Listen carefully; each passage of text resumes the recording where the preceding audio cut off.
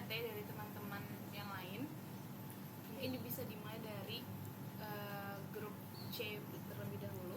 Jadi di grup C ini kita sudah menonton video dari mereka mengenai asal mata berdasarkan hasil dari pengamatan kami semua, di mana video itu tuh sudah dari cara pembukaan atau open itu sudah cukup menarik untuk kami lihat. Juga dari segi resolusi kameranya dan juga suara dari mereka itu tuh juga sangat bagus dan sangat mudah untuk kami pahami, di mana penyajian dari PPT yang mereka bawakan juga sangat-sangat menarik, yaitu menggunakan tema pastel, di mana itu sangat ceria.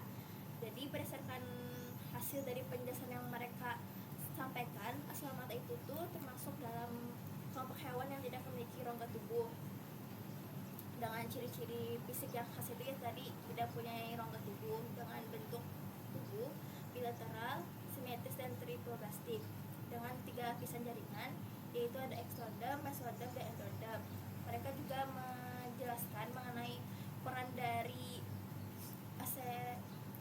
aslamata sendiri, yaitu sebagai pembangsa mikroorganisme dan detrifora. Mereka juga menampilkan gambar mengenai spesies aslamata berupa planaria dan cicipita, dan itu sesuai dengan penjelasan mereka, di mana hewan tersebut tidak mempunyai rongga tubuh.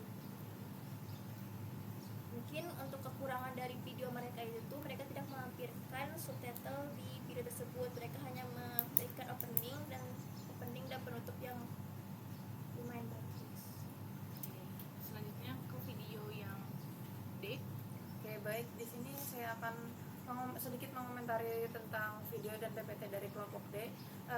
Seperti yang sudah saya lihat dan teman-teman saya komentari, untuk kelompok D sendiri dalam penjelasan PPT tersebut menjelaskan secara lugas dan jelas, di mana mereka menjelaskan dengan baik dari PPT tersebut, dan dari video mereka juga menampilkan subtitle atau teks sehingga mudah dipahami. Tetapi dalam penjelasan tersebut mungkin kekurangannya di gambar dari film-film yang mereka sebutkan, karena di sini dalam aselomata yang mereka jelaskan, aselomata adalah kelompok hewan tripoblastik yang tidak memiliki rongga tubuh atau selom sejati. Nah, dalam aselomata sendiri terdapat banyak film, dan terdapat banyak film tersebut banyak yang mereka tidak lampirkan dari gambarnya, sehingga agak dibingungkan mana yang film mereka jelaskan, seperti itu. Oke, selanjutnya yang O. Baik, mungkin sedikit mau mengomentari dari video kelompok E. Mungkin bisa dimulai dari videonya terlebih dahulu. Untuk video dari kelompok E, menurut kami sudah cukup bagus ya. Terus suara terdengar jelas saat mereka menyampaikan isi PPT. Selanjutnya mungkin dari segi PPT-nya itu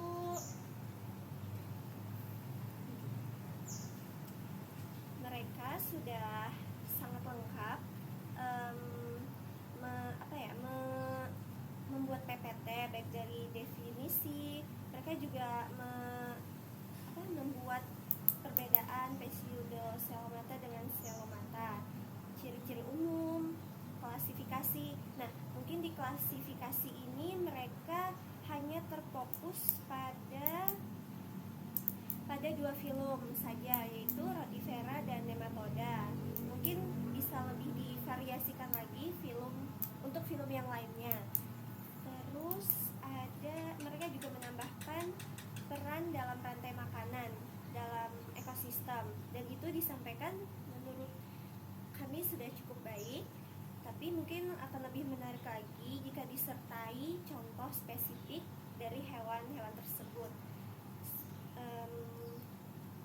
Terus mungkin untuk kesimpulannya sudah mencakup informasi mendasar, tetapi kurang menonjolkan pentingnya pseudocelomata dalam konteks sehari-hari, seperti itu.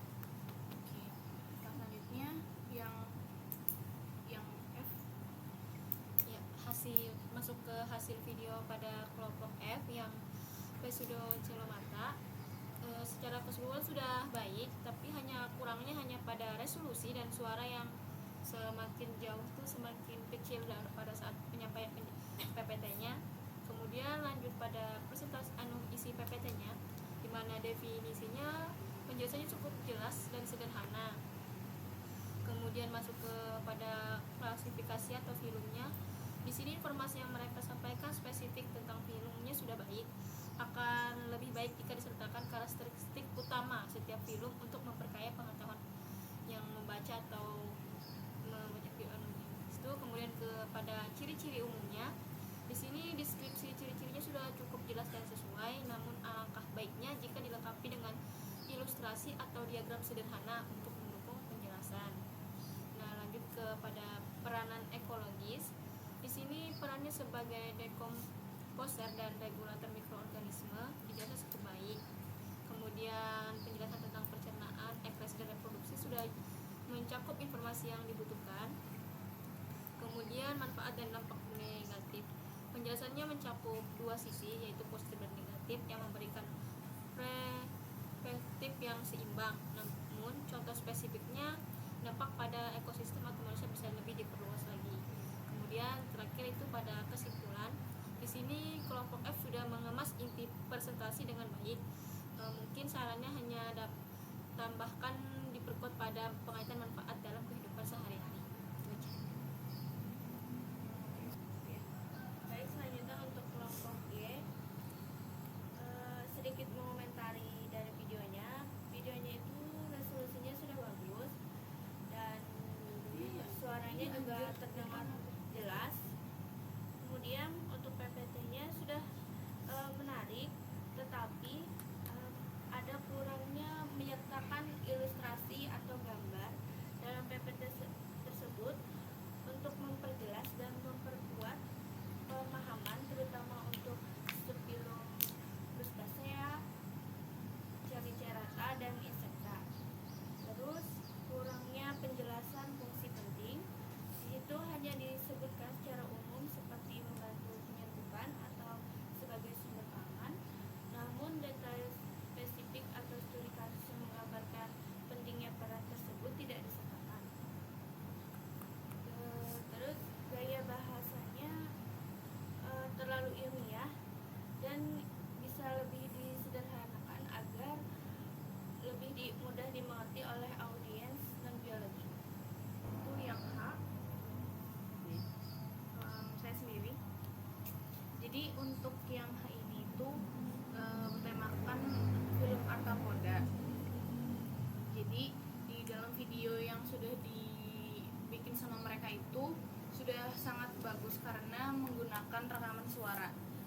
Karena saat rekaman video tersebut itu terjadi hujan, tetapi karena dalam video tersebut banyak pergerakan, jadi rekaman suara itu terdengar tidak kondusif seperti itu. Terus untuk resolusinya sudah jelas dan pemaparan dari videonya itu cukup singkat dan memuat informasi yang bisa diterima. Tapi kembali ke PPT-nya itu, PPT-nya juga terlihat kreatif, dipenuhi dengan ornamen-ornamen hewan-hewan arthropoda, menjelaskan secara singkat tentang definisi arthropoda, yaitu invertebrata dengan tubuh bersegmen, eksoskeleton yang keras, dan tubuh berwas-was. Di dalam PPT-nya ini juga tidak lupa mencantumkan ciri-cirinya, dan ada 4 klasifikasi utama dari arthropoda sendiri, itu adalah Insecta, Crustacea, Archoniodea, sama Myriapoda. Di sini juga mereka mencantumkan peran, keuntungan dan kerugian. Untuk keuntungan dan kerugian ini itu lebih ke ekosistem sebetulnya. Jadi masih memang tidak mencantumkan bagaimana peran, kerugian dan kekurangannya itu dalam kehidupan sehari-hari.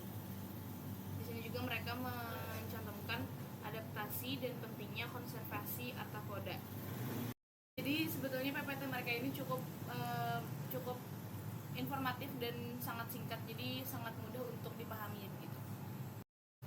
Oke, mungkin sekian dari kami.